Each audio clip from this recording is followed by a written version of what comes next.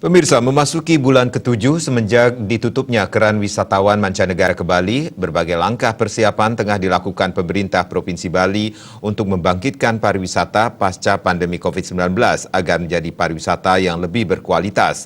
Upaya pemerintah untuk membangkitkan kembali perekonomian Bali di sektor pariwisata mulai gencar dilakukan dengan melakukan pengembangan sistem protokol tatanan era baru secara matang dalam menciptakan pengalaman wisata Bali yang nyaman dan aman dari COVID-19. Wisata mancanegara akan kembali dibuka. Di sisi lain, perkembangan COVID-19 yang terjadi di Indonesia masih belum menunjukkan tren penurunan yang berarti.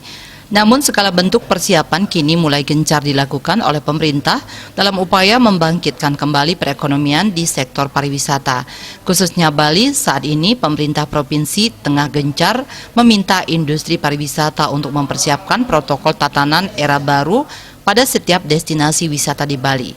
Hal ini nantinya diharapkan akan meningkatkan kualitas dan kuantitas pariwisata Bali secara bertahap. Selain itu, demi mewujudkan pariwisata yang berkelanjutan di Bali, peran masyarakat juga tidak kalah pentingnya. Dalam hal ini, masyarakat juga harus bisa menunjukkan kepada dunia luar bahwa pariwisata Bali telah sepenuhnya bertransformasi menuju pariwisata yang lebih berkualitas, nyaman, dan aman. Harapannya, Bali mendapat tempat tersendiri di mata industri pariwisata internasional.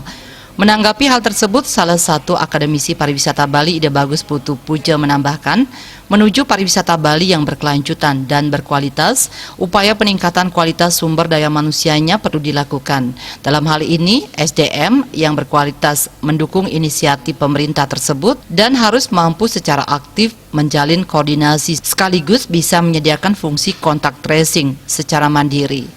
Dengan demikian, SDM itu nantinya dapat membantu pemerintah Bali dalam usaha mewujudkan pariwisata yang lebih berkualitas dan aman. Memang kita harus bagaimana upaya kita di dalam meningkatkan untuk kedepannya gitu ya. Kita berbenah dulu internal gitu ya. Banyak yang kita lakukan seperti misalnya ada program CSE dari pusat.